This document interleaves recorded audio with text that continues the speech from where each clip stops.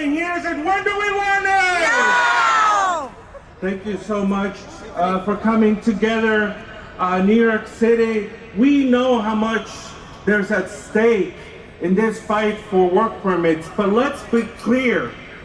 While Congress has a role to play in fixing our immigration system, we believe the federal government could be doing more. We want our federal administration to be the yes we can administration, the si se puede administration, the yes we can expedite work permits for asylum seekers, the yes we can support our cities address this humanitarian crisis, and most of all, the yes we can support and defend the American dream, and that is why we are here today. So give it up for everyone that's out here today, from asylum seekers, from labor unions, our government officials, our allies. Now, this is, like I said, an ongoing fight to preserve the dream. The opportunities that so many generations have had, despite the attempts by some to keep our communities from it. This dream about making it possible for a child migrant like myself, who grew up a dreamer, to become a commissioner for the city of New York. And I am so proud to serve under Mayor Eric Adams, who knows the importance of this dream, where you can come from a family of working class New Yorkers and become the mayor of the greatest city in the world. And so we know that this mayor has not waited on the sidelines. He's led from the front, and this is exactly why we're here today.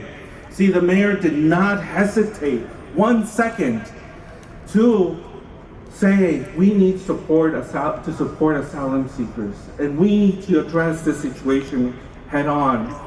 The mayor did not wait until it was safe to say something or comment. In fact, he was there on the first week at Port Authority with me to greet asylum seekers.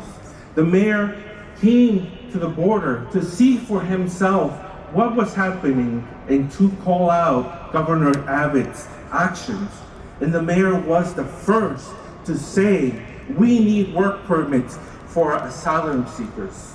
So with that, please join me in welcoming the mayor of the greatest city in the world, Mayor Eric Adams. Thank you so much. Thank you, Commissioner, and really want to thank our colleagues who are here, coming united, different views, political spectrum views, different ways of approaching things, but we're united on the same concept and belief that the precursor to sleep that allows us to experience the American dream is the right to work, the right to prevail, the right to provide for your family. And so let's just really give it up for Public Advocate Williams, Controller Brad Lander, and our councilmen and women, Sean Abreu, Justin Brennan, Councilwoman Gail Brewer, Councilwoman Amanda Farias, Councilman Marte, Assemblymember Gibbs, Assemblyperson Adela, Assemblyperson Mandani,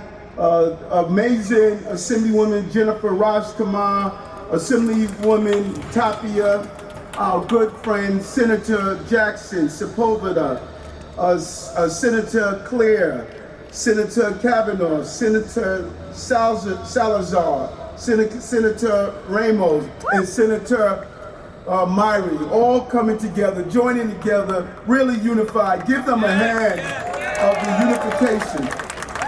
And imagine, just imagine where you would be right now as an individual, as a person that's standing here. Imagine where you would be when your parents, when your loved one, or you came to this country and you were told that you could not pursue the American dream. Imagine if that right was stripped away from you. I don't care if you were the early Irish, early Italians, the early Jews, the early Japanese, the early, no matter who you are, where you came from, you came here to pursue the American dream. The only country on the globe, I say over and over again, where dream is attached to its name.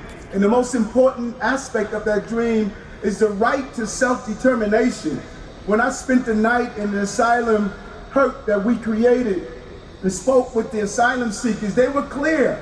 We don't want your free food, we don't want your free bedding, we don't want your health care. We just want to work. We want to have the opportunity to do what everyone else had the opportunity to do. And we're saying we must expedite work visas. It's just common sense.